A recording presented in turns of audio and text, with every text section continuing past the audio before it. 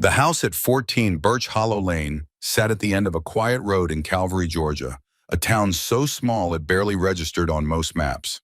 It was a white clapboard house with a green tin roof and a wraparound porch that sagged slightly in the middle like a tired smile.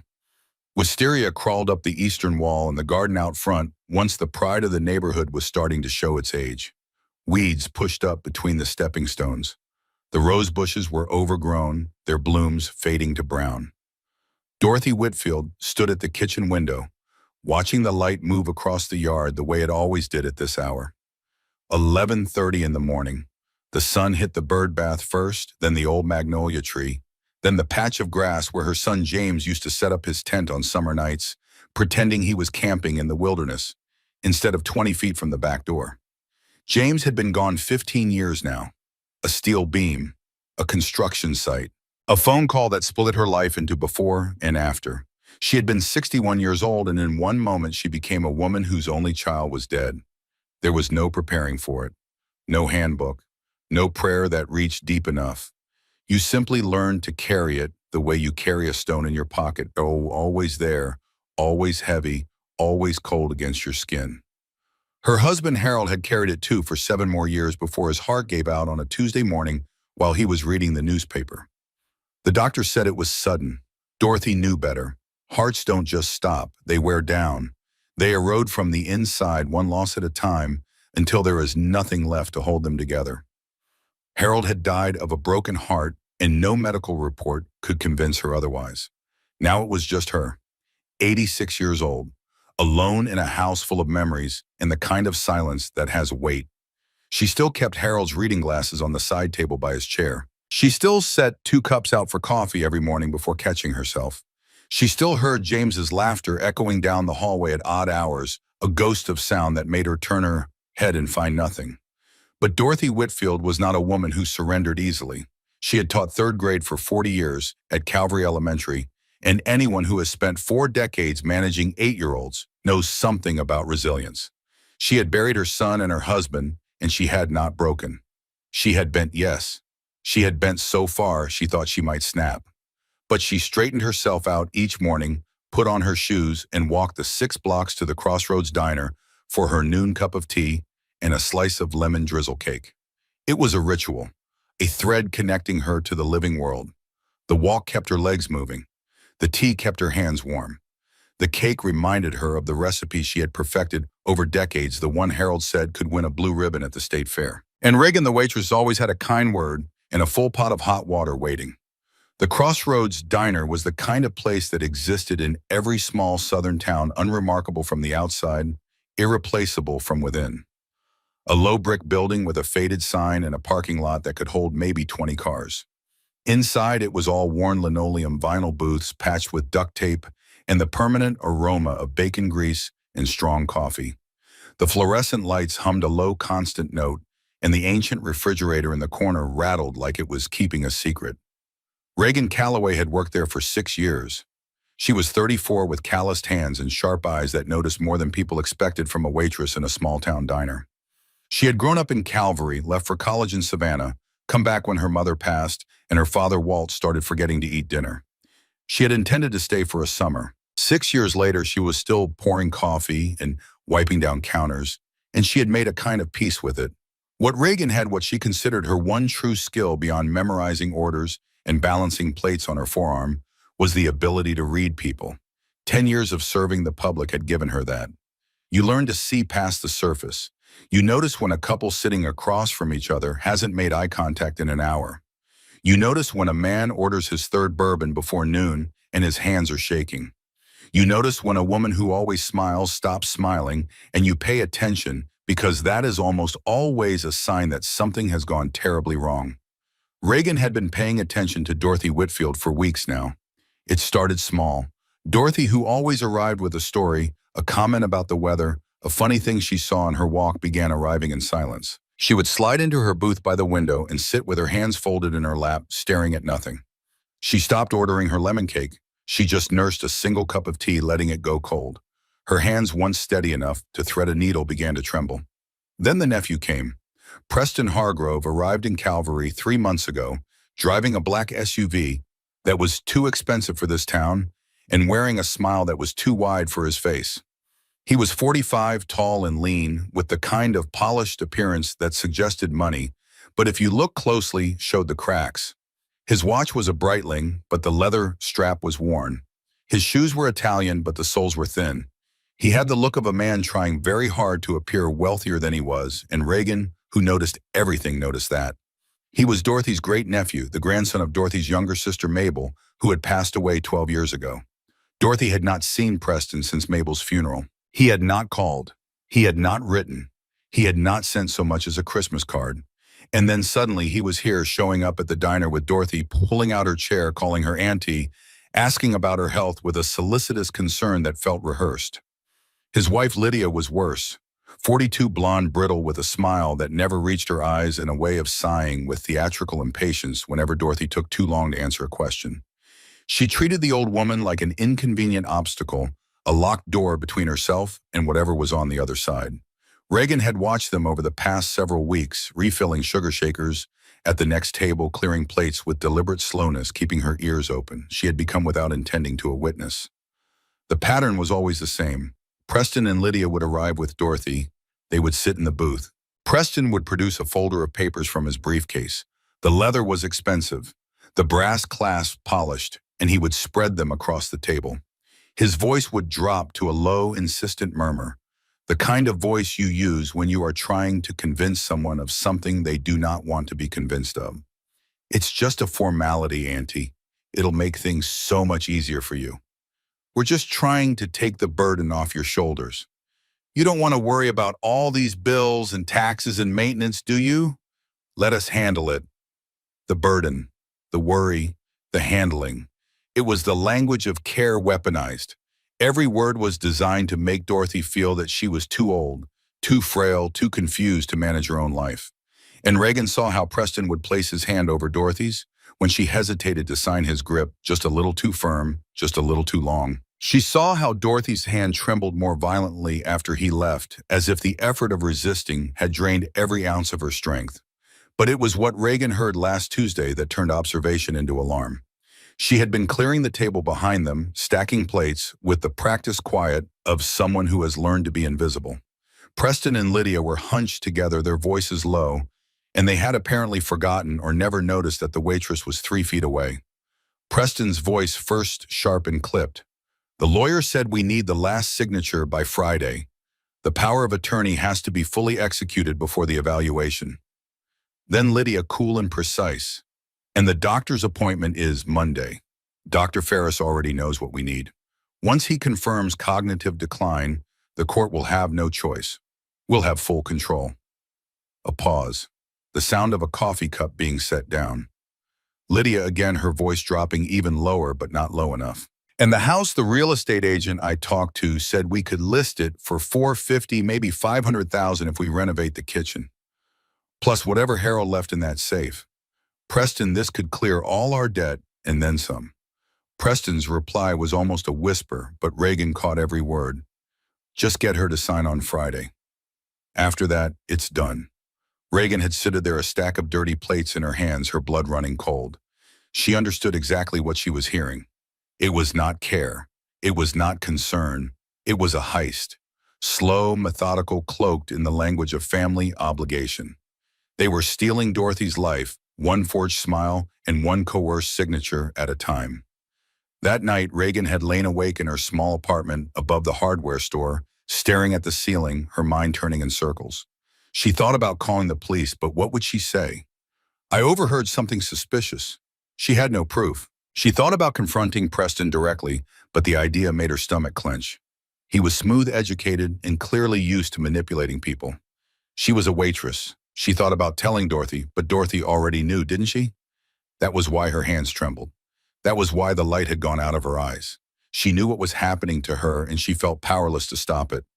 Reagan thought about her father Walt sitting in his small house on Pecan Street, his law books gathering dust on the shelves. He had been a good lawyer once, sharp and principled, before he retired. He would know what to do. But Walt was 72 now, and his energy wasn't what it used to be. She couldn't dump this on him, not yet. Not without something more solid. So she did what she always did. She went to work, she poured coffee, she watched. and she waited for something to change. It changed on a Thursday. The lunch rush at the crossroads was modest as always.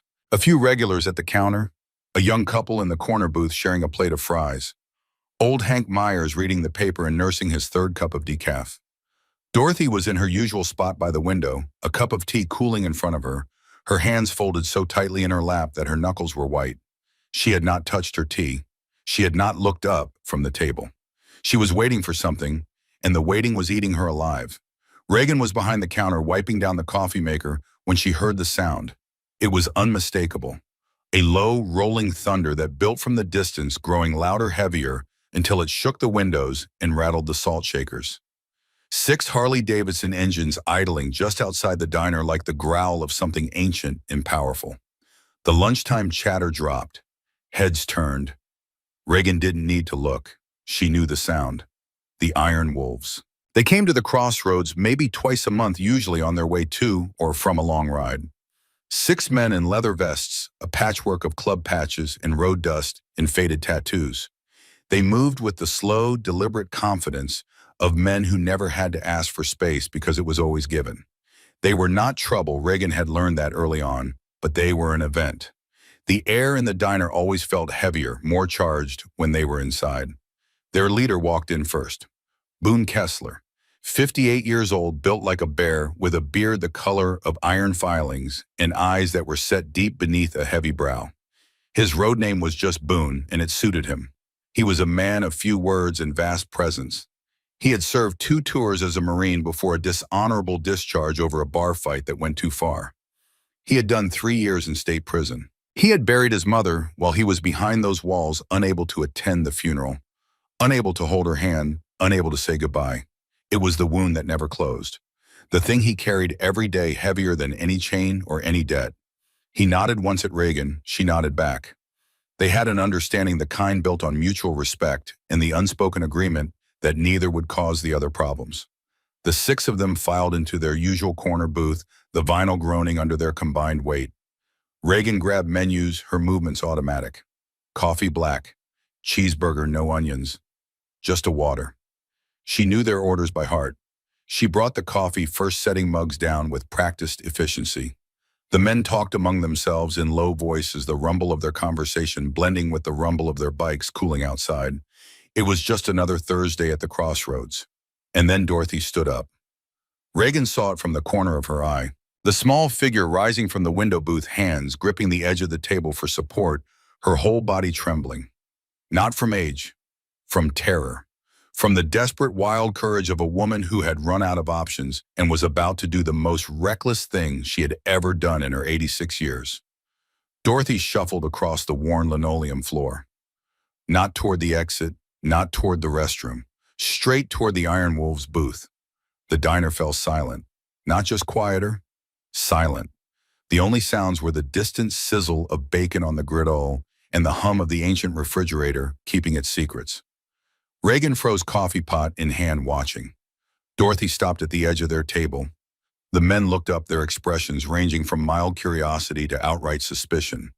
Boone leaned forward slightly, his massive forearms resting on the table, creating a barricade of muscle and ink. He studied the old woman the way you might study something unexpected that has appeared in your path, not with hostility, but with a careful, measuring attention. Dorothy clutched her small, worn handbag to her chest.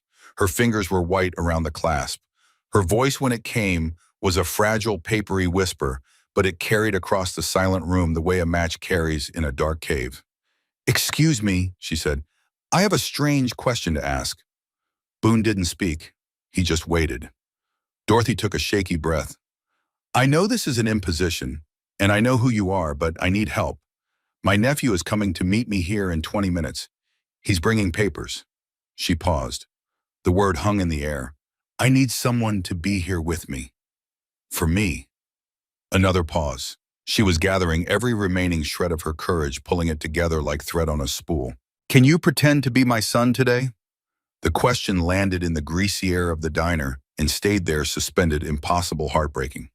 A plea thrown into the lion's den by a woman who had nowhere else to turn. Reagan felt her own breath stop. She saw one of the younger bikers, a kid with a scraggly beard and a denim vest, suppress a disbelieving smirk. but it vanished instantly under a sideways glare from Boone. The others were motionless, unreadable. Boone's expression didn't change. He stared at Dorothy, this tiny, terrified woman in a faded blue cardigan who had just asked a pack of outlaws for the one thing they were not: family. The silence stretched.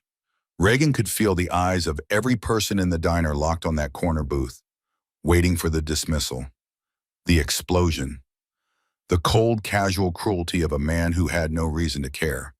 But Reagan knew something they didn't. She had been watching. She had been listening. She held the one piece of information that could change everything. Her heart hammered against her ribs. Her hands were slick on the handle of the coffee pot. It was now or never. She moved. She walked toward the booth, steady, deliberate, the coffee pot held out in front of her like an offering of peace.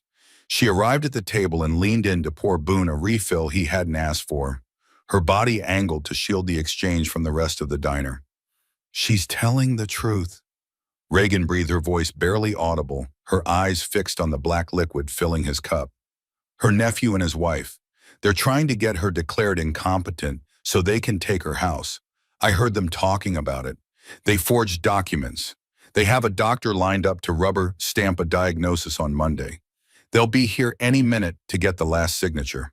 She pulled back, straightened up, wiped a non-existent spill from the table with her rag.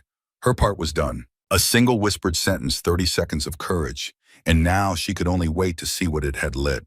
She didn't look at Boone's face, but she felt the shift. It was like the barometric pressure in the room had dropped. The idle curiosity in his posture was gone. Something harder had taken its place. Something cold and certain and very, very old.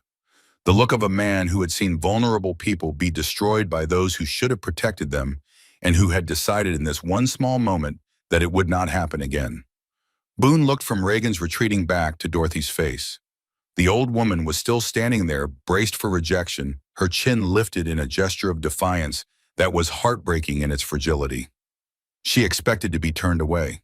She was already steeling herself for it. Boone let out a slow, heavy breath.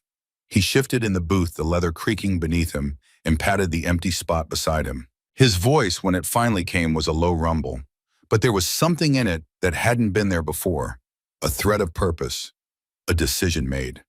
"Sit down, Ma," he said. "What kind of son lets his mother stand while he's sitting?" A collective exhale seemed to ripple through the diner as if the entire room had been holding its breath. Dorothy's knees buckled.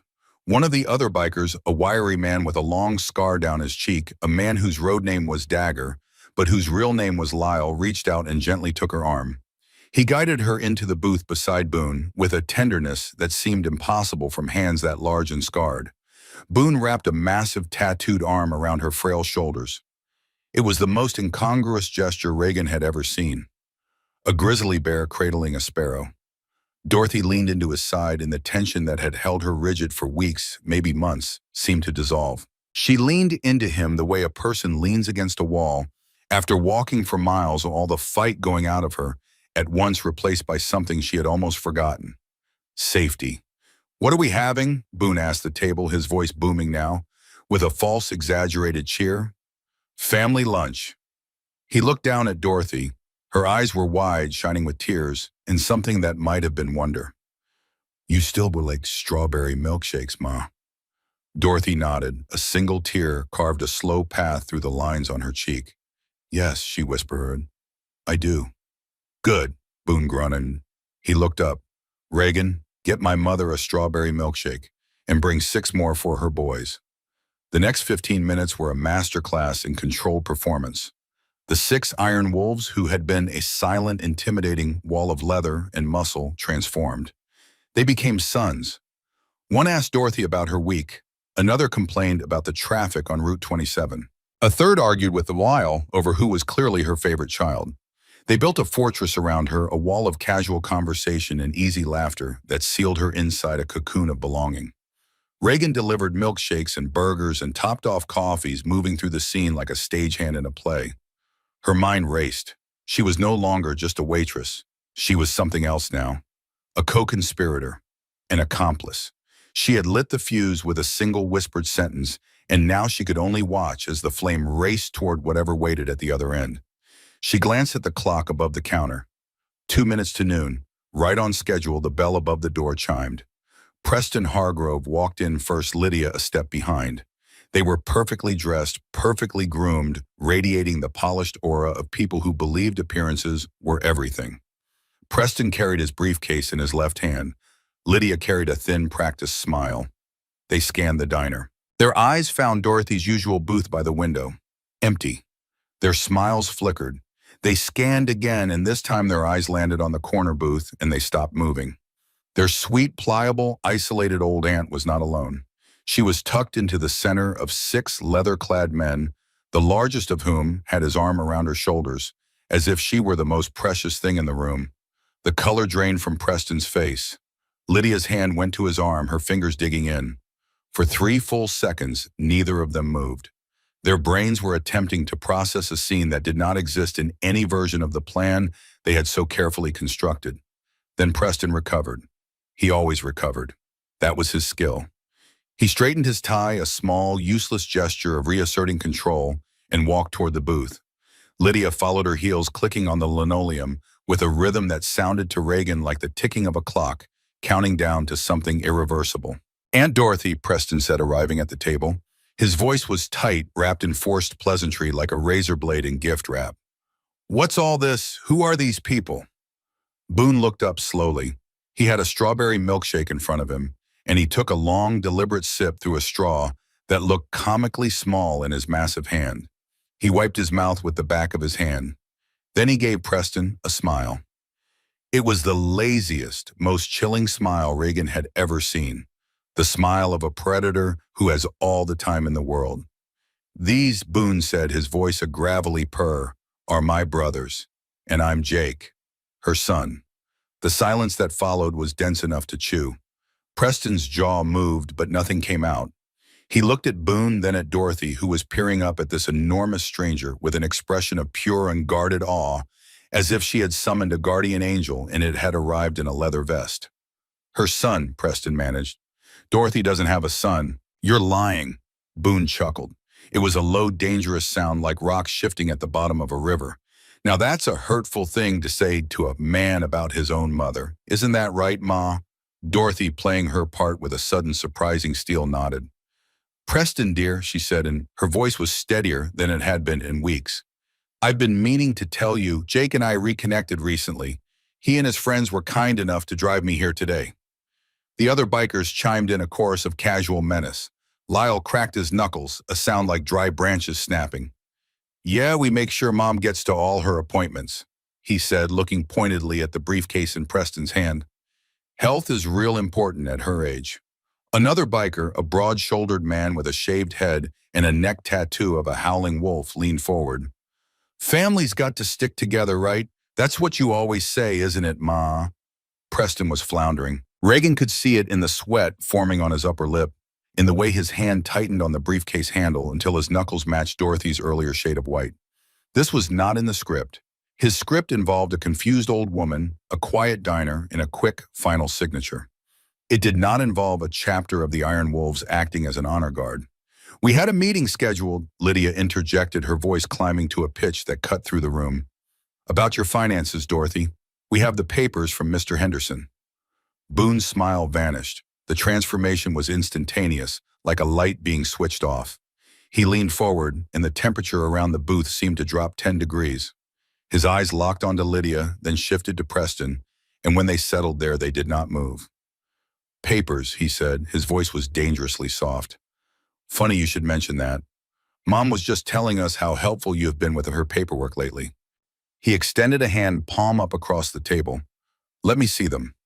It was not a request. Preston flinched. He actually flinched, a small, involuntary jerk, as if Boone had thrown a punch.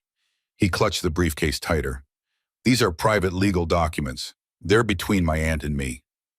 "Everything that concerns my mother," Boone said, and each word fell like a hammer on an anvil. "Concerns me." He didn't raise his voice. He didn't need to. "Now give me the papers." The moment stretched. Reagan stood behind the counter, a dish towel twisted in her hands, her heart in her throat. She could see the calculation happening behind Preston's eyes. He was not stupid. He was a bully, a schemer, a man who had built his plan on the assumption that Dorothy was alone and defenseless. But he was not stupid enough to challenge 6 men who looked like they had fought their way through hell and come back hungry. His shoulders dropped. The fight went out of him like air from a punctured tire. He opened the briefcase with trembling hands, pulled out a thick folder, and slid it across the table. Boone picked it up. The folder, which was substantial, looked like a pamphlet in his grip. He didn't open it. He didn't read it. He simply held it up his eyes, never leaving Preston's face.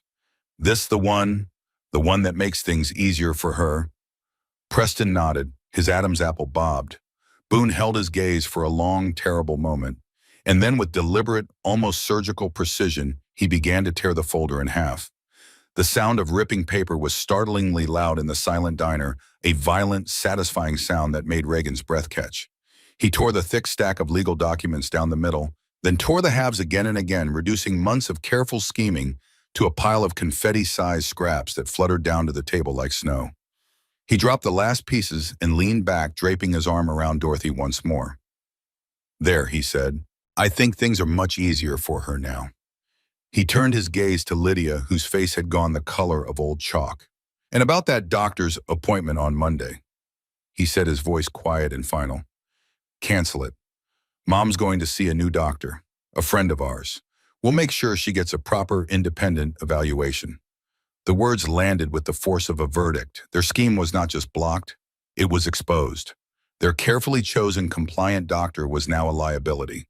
Their entire plan, months in the making, had been dismantled by a stranger in a diner in less than 10 minutes.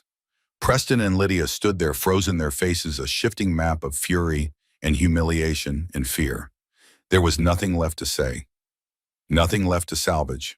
With one last look at Dorothy, a look that was pure venom, pure promise of retribution, Preston turned on his heel and walked toward the door. Lydia followed. The bell chimed their retreat, a small, cheerful sound that felt in that moment like a trumpet blast. For a long moment, nobody moved. The pile of shredded paper sat on the table like the remains of a small private war. Then Dorothy made a sound, a choked, shuddering sob that came from somewhere deep, somewhere she had kept sealed shut for a very long time. The tears came all at once, a flood that had been building for months, and she buried her face in Boone's leather vest, her small body shaking against his massive frame. Boone looked deeply uncomfortable. He patted her back with a hand the size of a dinner plate, his expression that of a man who was built for confrontation but utterly unprepared for tenderness. "It's all right, Ma," he mumbled, looking to his brothers for help and receiving only grins. "It's over. They're gone." From behind the counter, Reagan watched. Her eyes were wet, her hands were shaking, and she realized it wasn't from fear anymore. It was from something else. Relief, gratitude. The overwhelming, bone-deep satisfaction of having done the right thing at the right moment, even when the right thing was terrifying. Then old Hank Myers, 3 tables away, did something Reagan would never forget. He put down his newspaper, looked at the corner booth, and began to clap. Just a slow, steady applause. Then the young couple in the next booth joined in, then the trucker at the counter, then the cook stepping out from behind the griddle, wiping his hands on his apron. Within seconds, the entire diner was applauding, not loudly, not like a crowd at a game, but with a quiet, powerful respect for the scene they had just witnessed, an act of profound decency in the place they least expected it. Dorothy lifted her face from Boone's vest. She looked around the diner through her tears at all these strangers clapping for her, and for the first time in months, she smiled. It was small and shaky and fragile, but it was real. Boone cleared his throat. He was not a man who knew what to do with applause. He picked up his milkshake and took a long sip as if nothing remarkable had happened at all. But under the table where no one could see, Dorothy's hand found his, and she held on tight. The afternoon light was fading by the time the last milkshake glass was empty. The other customers had drifted out one by one, each nodding or smiling at Dorothy as they passed. Reagan had stopped pretending to work. She stood at the end of the counter, arms folded, watching the corner booth, feeling something she couldn't quite name settle into her chest. It felt like the beginning of something. Boone was the first to move. He slid out of the booth and offered Dorothy his hand with an exaggerated formality that made her laugh, a sound so unexpected and pure that even Lyle, who laughed at nothing, cracked a grin. "We'll follow you home," Boone said. It wasn't an offer. It was a statement of fact. Dorothy looked up at him. You don't have to do that. Didn't ask if we had to, Boone replied. Asked you what color your car is. It was a blue sedan, 12 years old with a dent in the rear bumper and a rosary hanging from the rearview mirror. 6 Harley-Davidsons rumbled behind it all the way down Route 27 and through the quiet streets of Calvary, a convoy so absurd and so beautiful that people came out onto their porches to watch. An old woman in a blue sedan trailed by 6 iron wolves driving her home. At 14 Birch Hollow Lane, they parked their bikes in a row along the curb and walked her to the door. Boone took the keys from her trembling hand and unlocked it himself. 2 of his men went inside first, checking every room, every closet, every window latch. It took 4 minutes. When they came back to the porch, they gave Boone a nod. Clear. Dorothy stood in her doorway, this tiny woman dwarfed by leather and chrome and the lengthening shadows of the afternoon, and she looked at them with an expression that Reagan, who had followed in her own car, would remember for the rest of her life. It was the face of a woman who had been drowning and had just felt solid ground beneath her feet. Boone reached into his vest pocket and pulled out a prepaid cell phone. It was a simple model, large buttons, nothing fancy. He pressed a few keys and held it up to show her. 1 number in here, he said. Ours. You press it if you need anything. Anything at all, day or night, doesn't matter. Dorothy took the phone. She held it in both hands carefully as if it were made of glass or gold or something even more precious. Thank you, she whispered. Thank you, Jake. Boone just nodded. He turned and walked back to his bike. He swung a leg over, kicked the engine to life, and the roar filled the quiet street. One by one, the others followed. 6 engines, 6 men. They pulled away from the curb and rumbled down Birch Hollow Lane, the sound fading slowly like thunder rolling away after a storm. Dorothy stood on her porch, clutching the phone to her chest, and watched them go until the last rumble dissolved into the evening air. Then she went inside, locked the door, and sat down in Harold's chair. For the first time in months, she did not cry. She sat in the silence of her house, and the silence no longer felt empty. It felt like a held breath, like the space between one chapter ending and another beginning. She looked at the phone in her hand. 1 number, 1 lifeline. She set it on the side table right next to Harold's reading glasses and whispered into the quiet room, I think it's going to be all right. And somewhere on a dark highway heading south, Boone Kessler rode with one hand on the throttle and the other clenched at his side. He was thinking about a hospital room.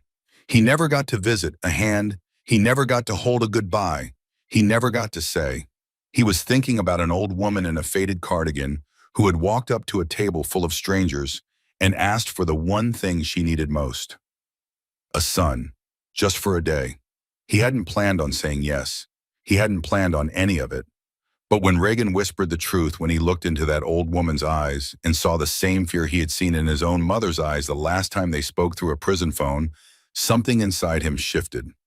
A lock turned, a door opened, and behind it was a room he had kept sealed for 10 years, the room where he kept his guilt and his grief and the unbearable weight of the word too late. He wasn't too late this time.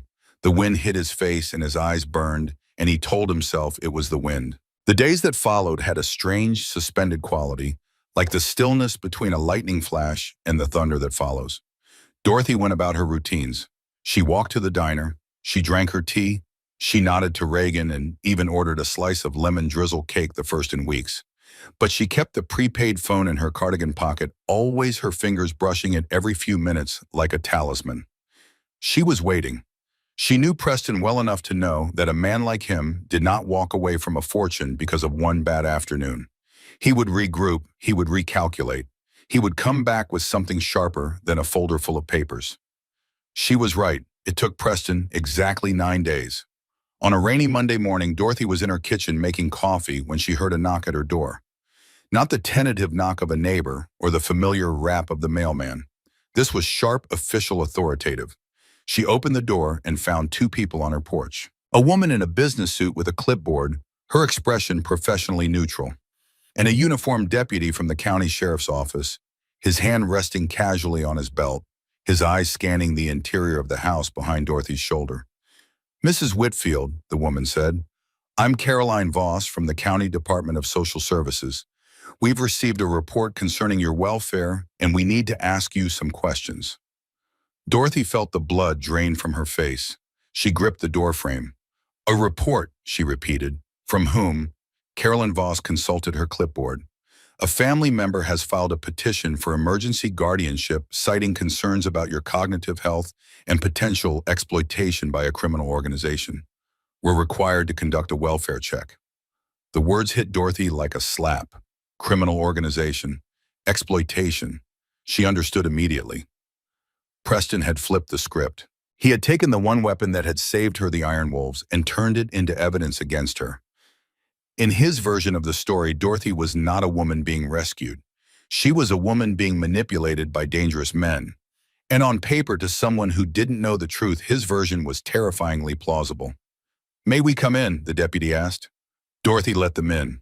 What choice did she have? They sat in her living room, Carolyn Voss asking questions with clinical precision, while the deputy wandered through the house, looking at photographs, checking windows, peering into rooms. Dorothy answered as best she could, her voice steady but her heart racing. "Do you know a man called Boone Kessler?" Caroline asked. "Also known as Boone, president of a motorcycle club called the Iron Wolves." "He's a friend," Dorothy said carefully. "A friend." Caroline wrote something on her clipboard. "Mrs. Whitfield, your nephew Preston Hargrove has stated that Mr. Kessler and his associates have been exerting undue influence over you, isolating you from your family, and potentially coercing you to sign over assets." The irony was so bitter, Dorothy almost laughed. Almost. "That is the opposite of the truth," she said. "Preston is the one who has been pressuring me. These men protected me." Carolyn's expression didn't change. "The petition also states that you may be experiencing cognitive decline that makes you vulnerable to such influence. A court hearing has been scheduled for 2 weeks from today. A judge will determine whether an emergency guardianship is warranted." 2 weeks, 14 days. That was all the time she had. After they left, Dorothy sat in Harold's chair for a long time. The phone was in her hand. She stared at it, her thumb hovering over the single contact. Part of her didn't want to call. Part of her was ashamed, deeply, painfully ashamed that she was in this position at all. 86 years old, and her own blood was trying to have her declared incompetent. It felt like a failure, even though she knew rationally that it wasn't. She pressed the button. Boone answered on the second ring. Ma, the nickname. She hadn't asked for it. He hadn't thought about it. It had just happened as naturally as breathing, and every time she heard it, something in her chest loosened. "Jake," she said, using the name he'd given her. "He's filed papers. They're coming for me." She told him everything. The social worker, the deputy, the hearing, the accusation that the Iron Wolves were exploiting her. When she finished, there was silence on the line. Then Boone spoke, and his voice was calm and hard. "Nobody's coming for you, Ma. Not while I'm breathing." He told her to lock her doors, eat something, and sit tight. Then he hung up, and within an hour there were 2 Iron Wolves parked on Birch Hollow Lane, sitting on their bikes in the rain, not approaching the house, just present. Visible. A message that didn't need words. But Boone knew that muscle wasn't enough. Not this time. Preston had changed the battlefield. This was no longer a confrontation in a diner where size and menace could carry the day. This was a courtroom. Papers and procedures, and a judge who would look at a motorcycle gang and see exactly what Preston wanted him to see. He needed help. The kind he couldn't provide. That evening, Reagan Calloway closed up the Crossroads Diner, hung her apron on the hook behind the kitchen door, and drove to her father's house on Pecan Street. Walt Calloway was sitting on his front porch reading a paperback Western, a glass of sweet tea, sweating on the railing beside him. He was 72, with a full head of white hair and hands that still looked like they could grip a courtroom lectern. "Daddy," Reagan said, sitting down on the porch steps, "I need to tell you something." She told him everything. From the first time she noticed Dorothy's fear, to the whispered conversations about signatures and compliant doctors, to the day in the diner when Dorothy walked up to the bikers and asked for a son. She told him about Caroline Voss and the guardianship petition. Walt listened without interruption, his eyes narrowing as the story unfolded. When she finished, he set his book down and took a long sip of tea. "Harold Whitfield was a good man," he said quietly. "I handled his will. Simple and clean. Everything to Dorothy, no conditions. No mention of a nephew. No mention of any Preston Hargrove. "Can you help her?" Reagan asked. Walt was quiet for a long time. He looked out at the darkening street, at the fireflies beginning their nightly show above the lawn. He was thinking about retirement, about the arthritis in his hands, about the thick dust on his law books. "I haven't practiced in 4 years," he said. "She doesn't need a young lawyer, Daddy. She needs someone who knows the truth and isn't afraid to say it in a courtroom." Walt looked at his daughter. She had her mother's eyes direct and unflinching. He sighed. "Tell her I'll be at her house tomorrow morning at 9, and tell her to have that kettle on. I remember her tea was always better than mine." The next 2 weeks were a blur of preparation. Walt Calloway reactivated his bar membership, bought a new suit, and went to work with a focus that surprised even Reagan. He spent hours at Dorothy's kitchen table reviewing every document Preston had ever given her. What he found made his stomach turn. 3 of the documents Dorothy had supposedly signed bore signatures that were clearly inconsistent with her actual handwriting. The variations were subtle enough that a casual observer might not notice. But Walt, who had witnessed Dorothy's signature dozens of times over 3 decades, spotted them immediately. The strokes were too smooth, too confident. Dorothy's hand had a slight tremor that her real signature always showed a delicate wavering that was as distinctive as a fingerprint. These signatures had none of it. "He forged them," Walt said, holding a page up to the light. "Or had someone do it for him. These aren't your hand, Dorothy." Dorothy stared at the papers, her face pale. "I remember signing one of those, but the other 2 I don't remember at all. He told me they were duplicates. He told me I just didn't remember." "That's what they count on," Walt said quietly. "They make you doubt yourself. They make you think you're losing your mind so that when they tell a judge the same thing, you almost believe it yourself." The forgeries were ammunition, but Walt needed more. He needed to dismantle the medical angle. Preston had lined up a Dr. Ferris to provide a cognitive evaluation that would support the incompetence claim. Walt made some calls and learned that Dr. Ferris had a history of providing favorable evaluations in guardianship cases. Not illegal necessarily, but a pattern that a sharp attorney could use to question credibility. Walt arranged for Dorothy to see Dr. Miriam Sable, a geriatric specialist in Valdosta, 30 miles away. Independent, respected, no ties to anyone in Calvary. The evaluation took 3 hours. Dorothy answered every question. She recalled dates, names, addresses.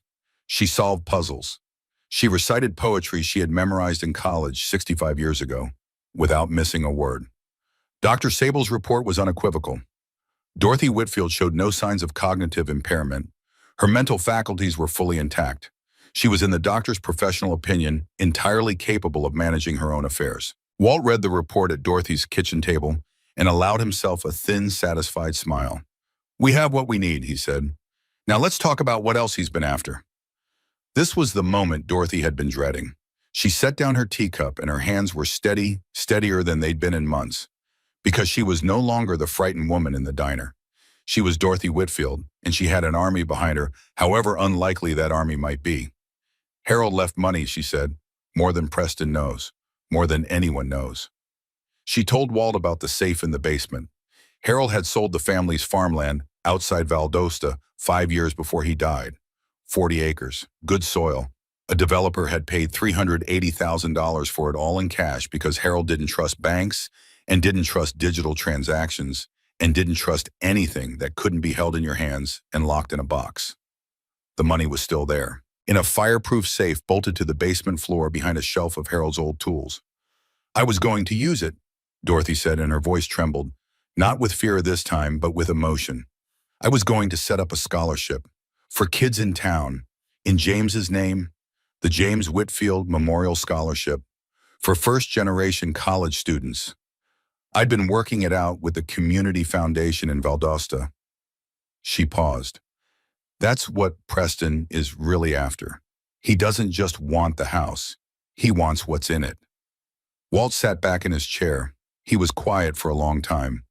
Then he reached across the table and put his hand over Dorothy's. "We'll protect the house," he said. "We'll protect the money, and we'll make sure James's name goes on that scholarship." Meanwhile, Boone was fighting his own battle. The Iron Wolves had been served with a temporary restraining order. They were not to contact Dorothy or come within 500 feet feet of her residence pending the hearing. The order had been issued by a county judge based on Preston's petition, which described the club as a criminal organization engaged in the intimidation and exploitation of a vulnerable elder. Boone read the order in the Iron Wolves clubhouse, a converted warehouse on the edge of town. He read it twice. Then he set it down on the table and looked at his brothers. "We obey it," he said. The reaction was immediate. Protests, curses. Lyle slammed his fist on the table hard enough to rattle the empty beer bottles. "He's cutting us off from her," Lyle said. "That's the whole point. Get us away, get her alone, and then he wins." "I know what the point is," Boone said.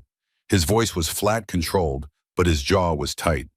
"But if we violate that order, we prove every word he wrote about us.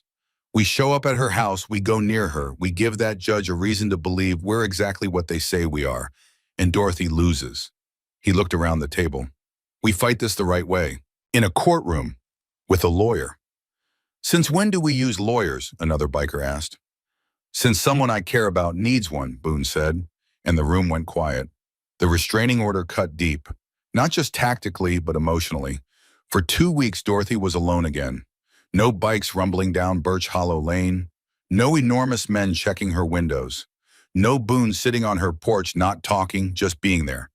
The absence was its own kind of pain. She called Boone once just to hear his voice. "You doing okay, Ma?" he asked. "I'm scared," she admitted. It cost her something to say it. "Good," Boone said.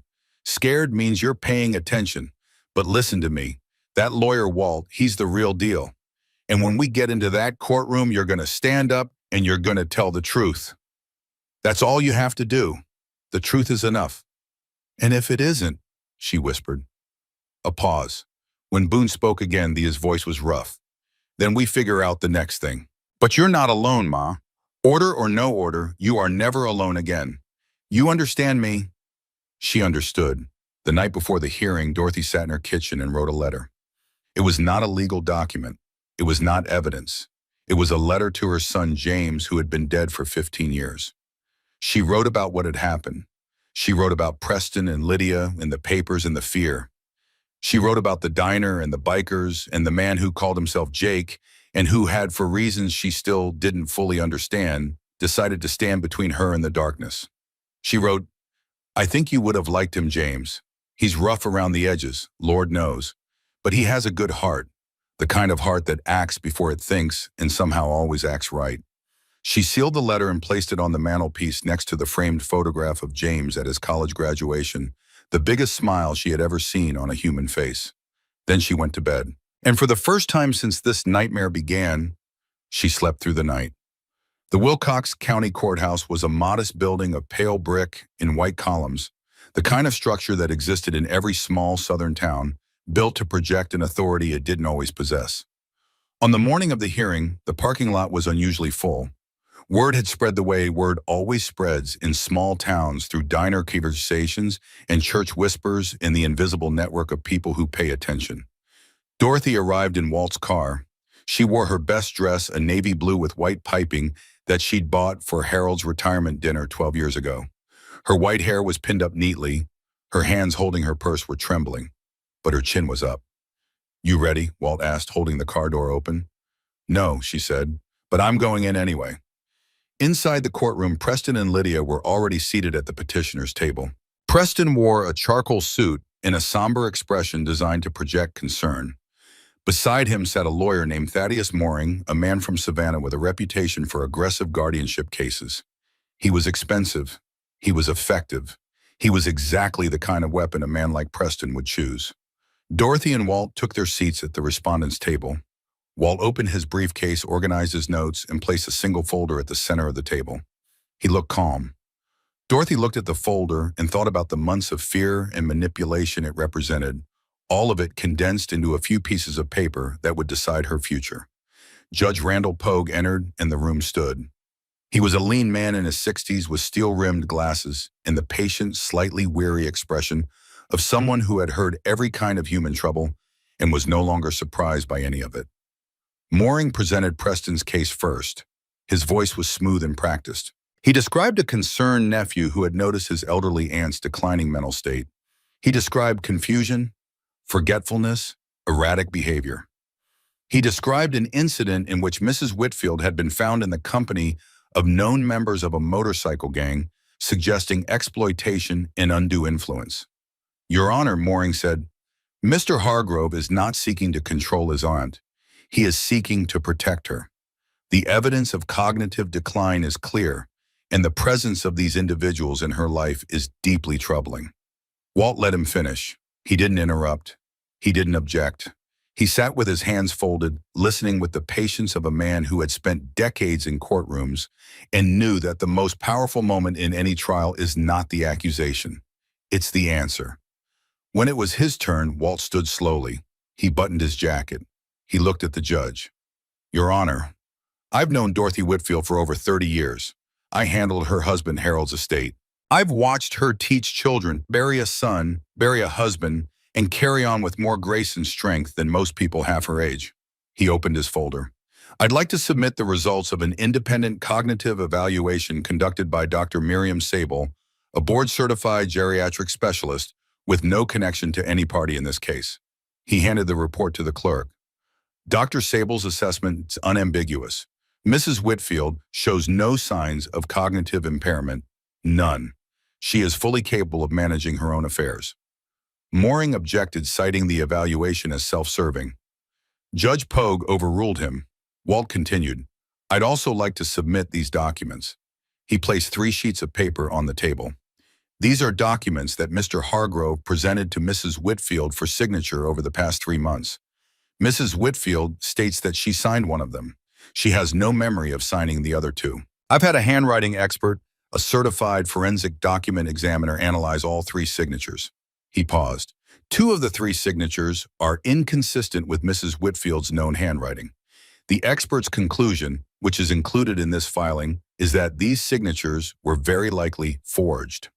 The courtroom stirred. Preston's face went gray. Mooring leaned over and whispered something urgent in his ear. Your Honor, Walt said, this is not a case of a concerned family member protecting a vulnerable elder.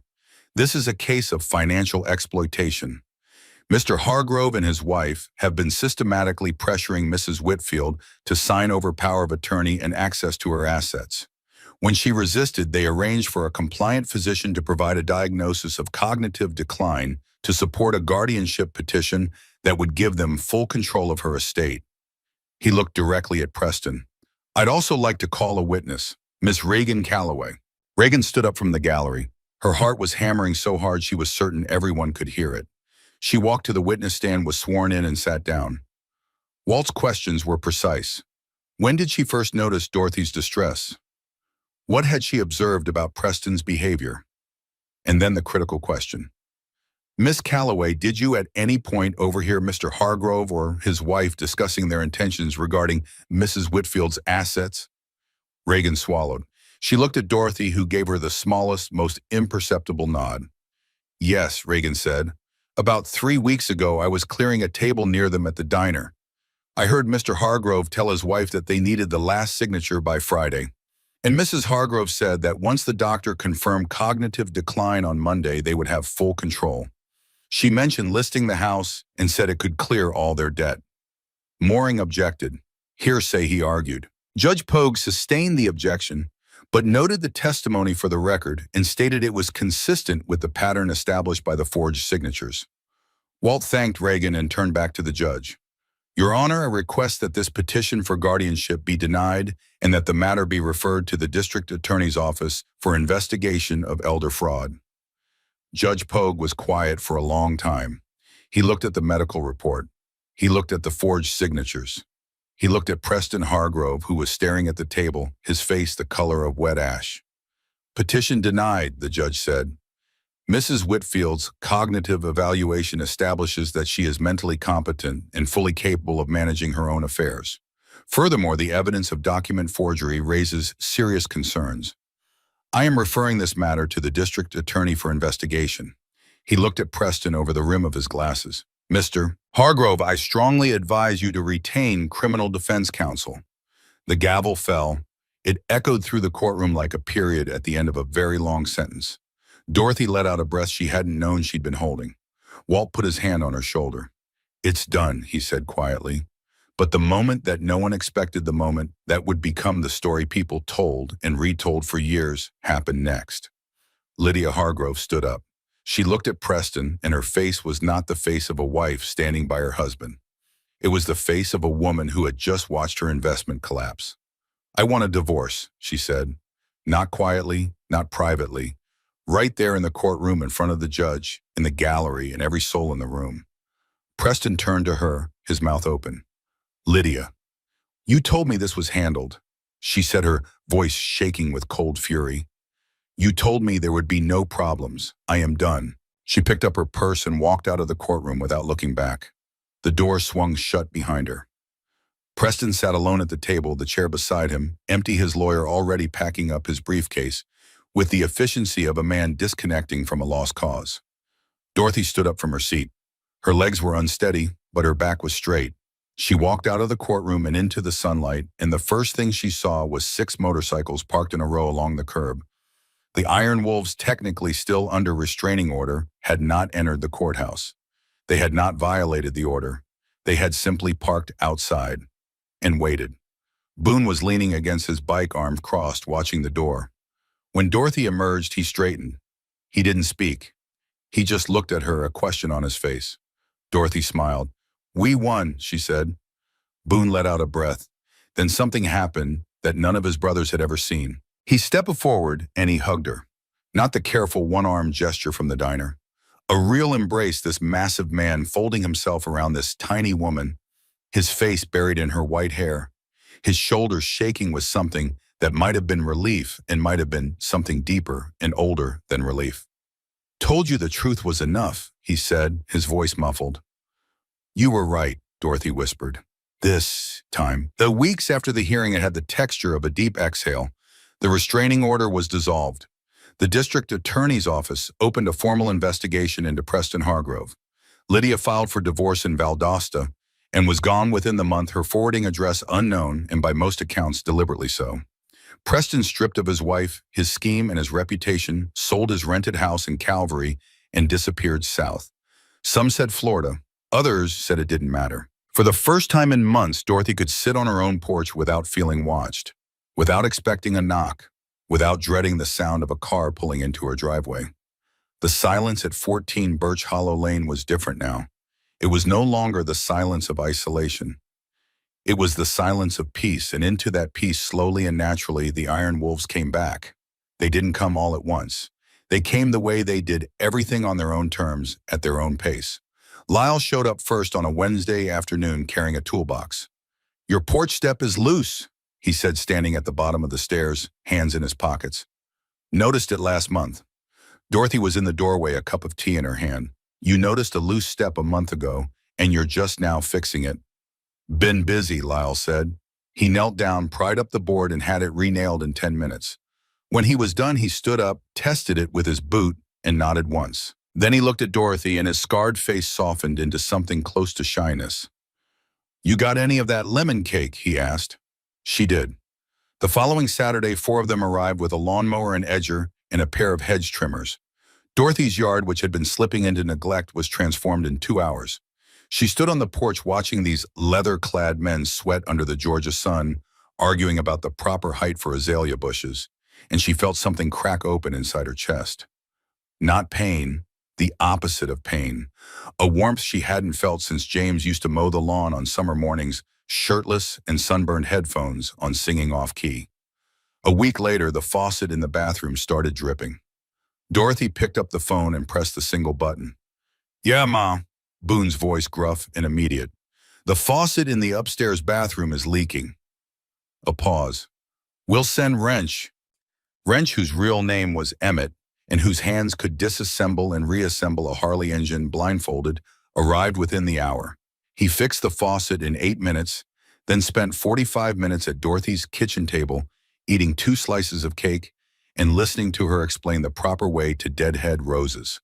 This became the pattern: a gutter that needed cleaning, a light bulb she couldn't reach, a window pane cracked by a branch during a storm. Each call was answered. Each repair was made with a quiet, workmanlike competence that asked for nothing in return except occasionally a slice of cake. But the repairs were just the surface. Beneath them, something deeper was being built. Something that had no name in the official vocabulary of either motorcycle clubs or family structures, but which was unmistakable to anyone who saw it. Dorothy had found her sons, and they had found their mother. It was Boone who came most often. He would stop by on his way home from the garage where he worked as a mechanic, still in his coveralls, grease under his nails. He would sit on the porch swing beside Dorothy, and they would watch the light change across the yard. Sometimes they talked. More often they didn't. They existed in a comfortable silence, the kind that only happens between people who trust each other completely. One evening about a month after the hearing, Boone arrived and found Dorothy sitting in the living room with a photo album open on her lap. She looked up when he came in, and her eyes were wet, but she was smiling. "Come sit," she said, patting the cushion beside her. He sat. She turned the album so he could see. The pages were filled with photographs of a young man, dark hair, broad shoulders, and easy grin. In one photo, he was holding a fish nearly as big as he was laughing at the camera. In another, he was in a graduation gown, his arm around a woman who was clearly a younger Dorothy, both of them beaming. "James," Dorothy said. She touched the photograph with one finger gently, as if the image might ripple like water. "My boy." Boone looked at the pictures. He didn't speak for a long time. "He looks like someone who'd be good to know," he finally said. He was. Dorothy turned a page. This one showed James in work boots and a hard hat standing on a steel beam, arms spread wide, the skyline of Atlanta behind him. He built things, bridges, buildings. He said he wanted to leave something behind that people could walk on, live in, look at, and know that someone cared enough to build it right. She closed the album. Her hands rested on the cover. "He would have liked you, Jake." Boone was quiet for so long that Dorothy thought he might not respond. When he did, his voice was rough like sandpaper on raw wood. "My mother's name was Della," he said. He wasn't looking at Dorothy. He was looking at the far wall, at nothing, at something only he could see. "She raised me alone. My father left when I was 6. She worked 2 jobs, 3 sometimes. She never complained. Not once." He paused. "When I went to prison, she came to visit every week, every single week. Rain, snow, 100-degree heat, didn't matter. She'd sit on the other side of that glass and tell me about her garden, about the tomatoes that were coming in, about the neighbor's new dog that barked all night." His voice cracked, barely, just a hairline fracture. "She made it sound like the world was still normal, like I hadn't ruined everything." Dorothy put her hand on his arm. She didn't say anything. She just held on. "She got sick in my 2nd year," Boone continued. "Cancer, pancreatic. She didn't tell me at first. She kept coming. She kept talking about tomatoes. By the time I found out, she was in hospice." He stopped. His jaw was clenched so tight Dorothy could see the muscle jumping beneath his beard. "I applied for compassionate release. Denied. I appealed. Denied. I wrote letters. I made calls. I begged. The word came out like a broken thing. She died on a Thursday morning. I was 200 miles away, staring at a concrete wall. I didn't get to hold her hand. I didn't get to tell her I was sorry. I didn't get to say goodbye." The room was very quiet. The only sound was the ticking of the grandfather clock in the hallway, Harold's clock, steady and patient. "I've carried that every day for 10 years, Boone said. Every single day, the weight of it, the what if, the too late." He finally looked at Dorothy. His eyes were red. His face, usually so controlled, so unreadable, was open in a way it had never been before. Vulnerable. Raw. "When you walked up to that table," he said, "when you asked me to be your son, I didn't say yes because I'm a good person, Ma. I said yes because when I looked at you, I saw her. I saw my mother alone and scared, and I couldn't save her.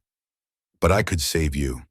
Dorothy reached up and put both hands on his face, this enormous, scarred, battle-worn face, and she held it the way she used to hold James's face when he was small and frightened.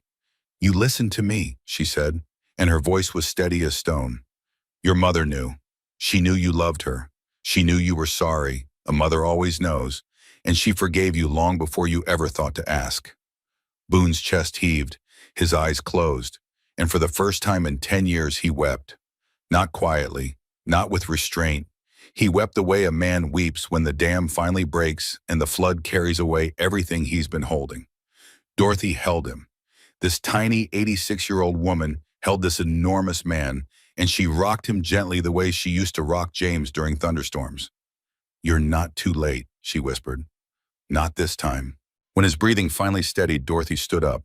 She walked to the hallway closet, moved aside 2 boxes of old Christmas decorations, and came back carrying a small wooden frame. Inside, it was a photograph she had never shown anyone. A woman, maybe 50, standing in a garden holding a basket of tomatoes, smiling at the camera with the quiet, tired pride of someone who had grown something beautiful with her own hands. Dorothy had found it 3 days ago, buried in a stack of old church newsletters from a women's fellowship group they had both belonged to 20 years apart. She had recognized the last name on the membership list and kept it. "I think this belongs to you," she said. Boone took the frame. He stared at the photograph. His mother, young and alive, standing in sunlight, holding tomatoes. The world she had described through prison glass made real in a single image. The garden she had talked about to keep him sane. The tomatoes she had tended while her son sat in a cell and the cancer quietly ate her alive. He couldn't speak. He pressed the photograph to his chest and closed his eyes, and Dorothy put her hand on his shoulder, and they stayed like that until the clock in the hallway chimed 7. Before he left, Dorothy led him to the mantelpiece. She picked up the framed photograph of James at his graduation and held it out to him. "I want you to have this too," she said. Boone shook his head. "Ma, I can't." "You can. James would want you to. Think of it as a brother looking out for you." Boone took the photograph. He looked at it for a long time, at this young man he'd never met who had built things meant to last. "I'll take care of it," he said. "I know you will." They sat together for a while longer after that. The light shifted from gold to amber to the deep purple of evening. Dorothy made tea. Boone sat at the kitchen table, 2 framed photographs in front of him. His eyes still red, his hands wrapped around the mug, looking like a man who had set down a weight he'd been carrying so long he'd forgotten what it felt like to stand straight. The months turned. The seasons shifted. Summer's heavy heat gave way to autumn's cool clarity, and then to the short, mild winter that passes for cold in southern Georgia. Through it all, the bond held. It didn't just hold, it deepened the way roots deepen in good soil. Tuesday became the Iron Wolves' official dinner night at Dorothy's house. It started informally, a few of them dropping by with barbecue from the place on Route 27, but Dorothy quickly took over. She cooked, not the careful, measured cooking of a woman feeding herself, but the generous, overflowing cooking of a woman feeding her boys. Pot roast with root vegetables, fried chicken that made Lyle declare he would fight any man who insulted it, cornbread that Wrench said was better than his grandmother's, and then immediately retracted the statement out of ancestral guilt. They ate at her dining room table, the one that hadn't seen more than one plate on it in years. 6 large men crammed around a table, built for 4 elbows, bumping, reaching across each other for salt, their voices loud and rough and alive. Dorothy sat at the head, in the sight of her there, small and white-haired and radiant, surrounded by leather and ink and laughter, was a portrait no artist could have invented. She baked for their Tuesday club meetings too. Tupperware containers of cookies, pies, and always her lemon drizzle cake. The fearsome Iron Wolves would sit around their clubhouse table, oil on their hands and hard looks on their faces, delicately eating slices of cake off paper plates. Anyone who walked in during those moments would have seen something that defied every assumption about who these men were. The story of what happened spread through Calvary the way stories always spread in small towns, slowly at first, then all at once carried on the lips of people who had been there that day in the diner and couldn't stop telling it. The tale grew in the telling, as such tales do, but the heart of it remained true. An old woman asked for help. A stranger said yes, and a waitress had the courage to whisper the truth. The Iron Wolves' reputation shifted. People still gave them a wide berth on the road, still stepped aside when they walked into a store. But the fear was tempered now by something else, a grudging, complicated respect. They were still outlaws. They still lived by their own rules. But their rules, it turned out, included protecting the people no one else was protecting. And in a town like Calvary, that counted for something. Reagan saw the transformation from her post at the crossroads. Dorothy came in again every noon, but she was different now. The hunched shoulders were gone. The darting eyes were gone. She walked in with a sparkle that made her look 10 years younger. She always ordered her tea and her lemon drizzle cake, and she always had a second slice packed to go. "For Jake," she would say with a small, private smile. One day Reagan asked her, "How are things, Mrs. Whitfield?" Dorothy looked at her, and her eyes, those clear, bright eyes that had seen 86 years of joy and loss and everything in between, were shining. "I have a family again, dear," she said, "and it's the strangest, loudest, most wonderful family a woman could ask for." The scholarship was established in the spring. The James Whitfield Memorial Scholarship, funded by Harold Savings, administered by the Community Foundation in Valdosta. Walt Calloway handled the legal work pro bono. The first year, 3 students received awards. By the second year, it was 5. The local paper ran a story about it, and donations began coming in from people who had known James or Harold or Dorothy, or who simply believed that a town should take care of its own. At the small ceremony for the first recipients held in the Calvary Community Center, Dorothy stood at the podium and spoke. Her voice was clear and steady. "My son James believed that the best thing a person can do is build something that lasts. He built buildings and bridges. I'm not strong enough for steel and concrete, but I can build a bridge of a different kind. Education is a bridge. It takes you from where you are to where you want to be. And I want every young person in this town to have that chance." She paused. She looked out at the audience, and in the back row she saw them. 6 men in leather vests standing along the wall, their arms crossed, their faces serious. Boone stood in the center. He gave her a single nod. "I also want to thank," Dorothy said, and her voice wavered for the first time, "the people who reminded me that I was worth fighting for. You know who you are." She didn't say more. She didn't need to. The years passed, 1, then 2, then 5. Dorothy turned 87, then 88, then 91. She was more frail now. Her walks to the diner were shorter, slower. She used a cane that Wrench had custom made for her, a beautiful piece of polished hickory with a carved wolf's head on the handle. She couldn't cook as much as she used to, but the boys made up for it, taking turns bringing food, turning Tuesday dinners into a potluck of varying quality and enormous heart. Reagan had bought the Crossroads Diner the year before when old Lou finally retired. She kept the same linoleum, the same vinyl booths, the same ancient refrigerator that rattled its secrets. But she added one thing, the framed photograph behind the counter, taken on a Tuesday night, of Dorothy sitting at the head of her dining room table surrounded by 6 men in leather, all of them laughing. Beneath it, in Reagan's handwriting, "Family isn't always blood. Sometimes it's who shows up." When Dorothy had a health scare, a fall in the bathroom that bruised her hip and frightened her badly, the Iron Wolves mobilized with a precision that would have impressed the Marines. She spent 5 days in the hospital, and there was a biker in the chair by her bed 24 hours a day in shifts. The nurses were initially unnerved. By the 3rd day, they were charmed. By the 5th, they were asking for recipes and oil change recommendations. Reagan visited every day, bringing flowers from her father's garden. Walt came too, bringing crossword puzzles and legal updates about the scholarship fund. Preston's case had resulted in a felony conviction for elder fraud. He was sentenced to 18 months. It was, everyone agreed, not nearly enough, but it was something. The law had done what the law could do. Everything else, the healing, the rebuilding, the slow reassembly of a life that had nearly been stolen, that had been done by the people who showed up, by a waitress who listened, by a lawyer who came out of retirement, by 6 men on motorcycles who decided that a stranger's mother was worth protecting. Dorothy came home from the hospital to find her porch freshly painted, her garden weeded, and a new handrail installed along the front steps. A card on the kitchen table read, "Welcome home, Ma, from your boys." She stood in her kitchen, holding the card, and cried. Not the desperate, frightened tears of that day in the diner. These were different. These were the tears of a woman who had learned at 91 years old that the world could still surprise her. That kindness could come from the most unlikely places. That the worst chapter of her life had led through some strange and winding path to the best.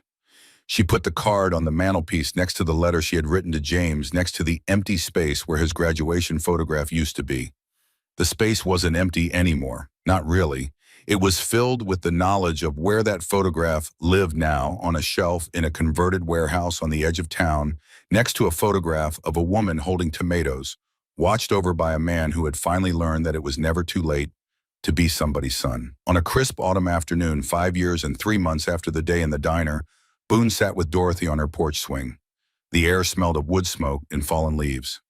The magnolia tree had lost most of its foliage, its bare branches reaching toward a sky the color of old silver. Dorothy was wrapped in a blanket, the prepaid phone still in her pocket, though the model had been upgraded twice since the original. Her hands rested in her lap, thin and spotted with age, but calm, steady. They had been sitting in silence for a while. The good kind. The kind that needs nothing added to it. "You know Jake," Dorothy said, and the name still carried the warmth it had from the first moment she used it. "I asked for a son for a day." She turned to look at him. Her face was lined and weathered, but her eyes were bright, brighter than they had any right to be at 91. "I never imagined I'd get one for life," she said. "6 of them, in fact." Boone stared straight ahead. His jaw worked, his hands resting on his knees clenched and unclenched. A lump formed in his throat that he couldn't swallow around. "Well," he said, his voice rough, "you make a mean lemon cake, Ma. We've got to protect our supply." Dorothy laughed. It was a small sound, gentle and knowing, the laugh of a woman who understood that some men could only say "I love you" sideways through jokes and deflection and the stubborn refusal to leave. She leaned her head against his shoulder light as a leaf and closed her eyes. "You're a good man, Jake," she said. "Your mother knew it, and I know it." Boone didn't answer. He couldn't. He sat very still, this woman's white hair against the leather of his vest, and he watched the last light of the afternoon paint the yard in shades of gold and rust. He thought about a hospital room he never got to visit. He thought about a woman in a garden holding tomatoes. He thought about a young man on a steel beam with his arms spread wide and a smile that could light up a city. And he thought about the strange, impossible, undeniable truth that the worst day of his life, the day he lost the chance to be a son, had somehow led him here to this porch, to this woman, to a second chance he never thought he deserved. From somewhere down the road came the low rolling thunder of engines. 1 then, 2 then 4, growing louder, closer, the sound filling the quiet street like a heartbeat. The other iron wolves arriving for Tuesday dinner. Coming home, Dorothy smiled, her eyes still closed, her head still resting on Boone's shoulder. The rumble of the bikes, the creak of the porch swing, the smell of wood smoke and fallen leaves. The warmth of a shoulder to lean on. The knowledge deep and unshakable that she was not alone, that she would never be alone again. "They're coming," she whispered. "They're always coming, Ma," Boone said. And they sat together on the porch swing as the bikes pulled up to the curb one by one, engines idling chrome, catching the last of the light. The men dismounted and walked up the path, Lyle carrying a casserole dish wrench with a 6-pack of root beer, the others bringing whatever they had, all of them coming through the gate of 14 Birch Hollow Lane, the way they always did, like sons coming home. The screen door opened and closed. Voices filled the house. Someone turned on the radio. Someone argued about football. Someone dropped a plate and cursed, and Dorothy called out from the porch. Language and the laughter that followed was the sound of a family, imperfect and unlikely and completely irreversibly real. The Crossroads diner is still open. The linoleum is still worn. The refrigerator still rattles. And behind the counter in a simple frame, there is a photograph of an old woman surrounded by 6 men in leather, all of them laughing. If you look closely, you can see that the old woman's hand is resting on the arm of the man beside her, and his hand is covering hers, and both of them are holding on. Beneath the photograph, in careful handwriting, are the words, "Family isn't always blood. Sometimes it's who shows up." And if you come in on a Tuesday right around noon, you might see an old porch swing on Birch Hollow Lane, still swaying gently in the breeze. You might hear the distant rumble of engines. You might smell lemon cake. And you might understand that heroes don't always wear capes or badges. Sometimes they wear leather vests covered in patches. Sometimes they are a waitress who chose not to look away. And sometimes they are an 86-year-old woman in a faded cardigan who walked up to a table full of strangers and with one trembling question changed everything. One person's courage to ask, another's courage to answer. That is all it took to save a life and to build a family where no one thought to look.